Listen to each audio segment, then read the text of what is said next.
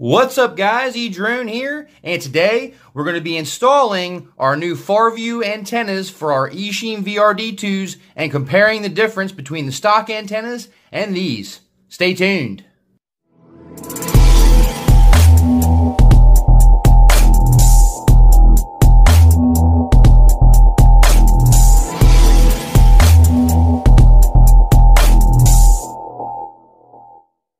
So right off the bat, I did have to purchase another item in order to install this Farvew triple feed patch antenna. So if you look at the back here, you can see that the connectors come straight out. And if I were to mount this connector here on top of the goggles, the patch antenna will be sticking straight up. And I don't want to bend this cable to make it 90, so that's going to cause a pinch or a crimp. So what I did was I went on eBay, and I'll put the link down in the description for these. They're relatively cheap, but we just got some 90-degree RP SMA adapter, male to female. And what we'll do is the female end will plug in here and screw onto the patch. And that way we can have it 90-degree on the goggles themselves, so it's facing straight out like we want it. Next, we're going to go ahead and install our new antennas, and all we're going to do is take a pair of pliers, small pair of pliers. You don't need anything real big, and we're just going to grab right here ever so gently and just give it a little snug turn, and it unscrews right off. Okay, so we're going to remember to put the pagoda antenna here on the left. So this one's relatively easy. Basically, you're just going to screw this on just like so. Tighten it down with your fingers. And once you get it tightened down, just take your pliers here. Just give it a little bit of a snug turn. You don't want to over tighten it. That's about good right there. Just like a quarter of a turn. And now we have our pagoda installed that easy. Next, we're going to install the patch antenna. So just like the pagoda, we're going to give it one little turn. And it unscrews right here. Comes right off. Now make sure you have your goggles powered off, obviously, when you do this. So first thing we're going to need to do is get this bag right here, okay? Now, we have our nice little extender right here. This is the long one, the longest one that they offer, I think. So we're going to go ahead and screw this on, just like we did our pagoda. And tighten it up. Now with these, you kind of got to push down at the same time as you twist. Get a good connection there. And we're going to go ahead and snug these up, just like so. Perfect. Got that nice and snug. Now, this is where these adapters are going to come in. So we're going to take our 90-degree RP SMA adapter here. One of these, and this pack actually came with two. The link will be in the description for these. They're relatively cheap, but I wanted to make sure I got like a decent quality, and this one's not bad at all. You can see here, as it's all brass and everything, but looks really nice, okay?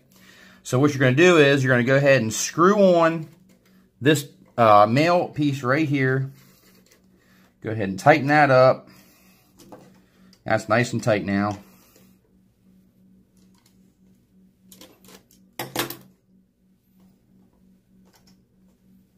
There we go. You want to make sure that's nice and snug.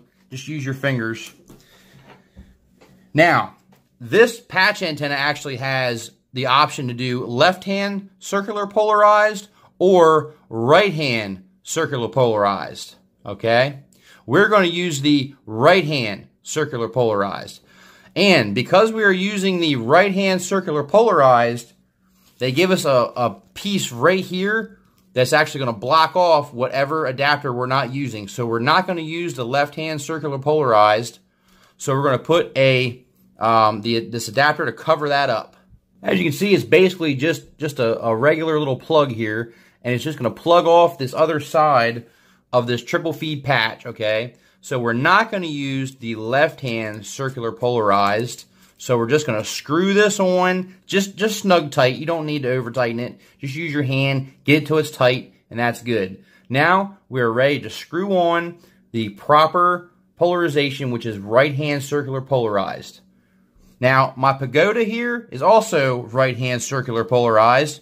You see right here on the top, right here it says RHCP, right-hand circular polarized. All we're going to do is tighten this up right here, just by hand. Get it nice and tight. And bam, we are done. Check that out. Looks pretty awesome. So you can see now it's facing straight out, and I'm anxious to try these out. So we're going to go ahead and fly the Martian 2 in the same area with these antennas, and then we're going to compare them. So let's take a look at the footage of just these antennas first. All right, out here at one of my favorite spots, actually where the Martian 2 crashed into the goalpost. This is a good spot to check for like interference and stuff with these antennas. We got, you can see over here, we got some bleachers over here. We got some light posts over here. We got some fencing, some trees over there. So there's going to be some things that are going to create some interference. So this will be a good spot. It's also wide open also. So it'd be a good spot to check these antennas against one another. See if there is an improvement. I'm going to try to fly both antennas on the same battery. That way, I have two different batteries. I don't want to discredit one battery versus the next. So we're going to try to fly both the antennas with the same battery, and we're going to try to do the same kind of flight. I'm going to do like a basic loop around the field. Then we'll go up a little higher, do some flips and some tricks, and we're going to compare the footage side by side and see, do these new Farvew antennas actually make a difference on my Eachine VRD2s? All right, so we're going to take the Martian 2 and try these new Farvew antennas, and we're going to see how the footage looks, see if it actually looks better than the stock antennas. All right, we got the Martian 2 powered up, and we're going to go ahead and put on our goggles and take a look.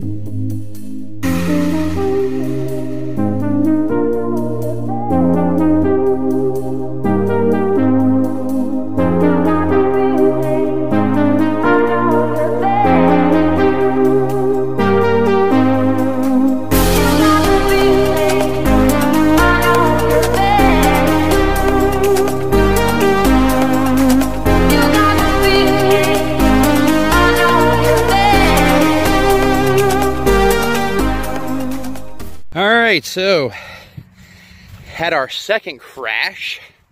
Gonna assess the damage here. I was trying to get a little bit more brazen. I'm trying to get the flip, like the flips, like the flick, where you try to flick the drone. See what it looks like here. Okay, so see our lost beeper's still working. So I got a little bit of punishment on the antenna. All the props look okay. Not too bad. So she took a little bit of a tumble. So we're going to go ahead and send it back up. See what we got. Okay guys, now we're going to fly with the stock FPV antennas on the Eachine VRD2s in acro mode, same battery. And we're going to see what the footage looks like. And then when we get done, we're going to put them side by side and do a comparison.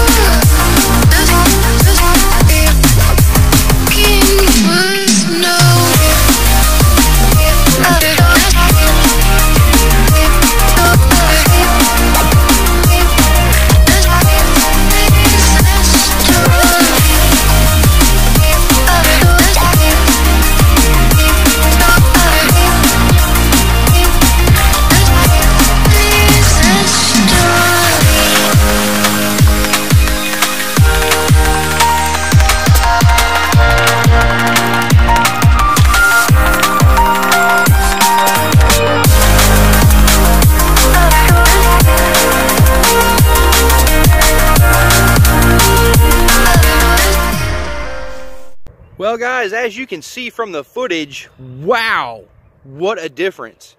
Those antennas, the Farvews, I'm never taking them off. Compared to the stock Eachine VRD2 antennas, what a big difference. I wasn't getting hardly nearly any of the size static lines that I was getting with stock antennas. That is a major improvement, okay? We are flying, okay, if you can see this, we are flying in the same area, okay, with the same drone, same battery, okay, the same flight of the same battery. All we did was swap out the antennas a couple minutes through, and the results are amazing. Wow, I'm blown away right now. It makes it so much easier to fly also acro when you can see. That's half the battle, is just being able to see. You know, you got interference, you got noise, and you could tell when I was punching it, I was getting some noise, but the interference lines were nowhere near as bad. The static lines were a lot better, and it was way more consistent, just way cleaner video all the way around. So, guys, if you haven't got yourself these Farvews, get these Farvew antennas for your Eachine VRD2s. They are amazing. They work so well. I had a blast out here flying. It's starting to cloud up. The sun's going down. But man, what an incredible experience with these new antennas. I mean, it's like night and day. And you can see on the footage, wow, big difference. Definitely want to give a big shout out to Farvew. If you haven't checked them out, check them out. I'll put a link to their website in my description for farvewantennas.com. They have some amazing high quality FPV gear for affordable prices, guys. And special shout out to John Cupie. Check him out. He's the one that turned me on to Farvew antennas a while back, and that's what I put on. And you can see right here, this antenna here took quite a beating, and it's still fine. Like, it got bent up a little bit, and I crashed twice, but it just bent it up a little bit, but boom, you just bend it back, and that little nice 3D printed cover there kept everything protected. Man, can't say enough good things about the Farvew antennas, the triple feed patch, and the pagodas. They have been working phenomenal today. Just blown out of the water right now. Thank you guys so much for watching. Please like, share, and subscribe. You guys are amazing, and I'm going to keep continuing to do these tests so you know what kind of gear works best with what, and how to get better results, better FPV, and just continue to watch my progress on this racing drone. I've got a ways to go, but I'm trying to learn. I'm trying to get better, and I actually did contact one of the Delaware 302 multi-rotor club members. They actually fly a Club Delaware group in Delaware at the IDRA, the International Drone Racing Association, and he invited me to his Facebook group. I'm going to drop a link to that Facebook group in my description, okay? It is the 302 multi-rotor, and that's their Facebook group for Delaware drone racers. So if you're in Delaware and you're interested in drone racing, check them out. Go to their Facebook group. They do practices and flights, sometimes local, Dover High School. They actually go and practice over there. So that's amazing. So I contacted him, and he said, hey, check us out on Facebook. Whenever we do a practice flight or any kind of flights, we always post it on Facebook. So check it out, come out, show your support, and fly with us. Let's pick up some tricks, pick up some tips, and try to get better, guys.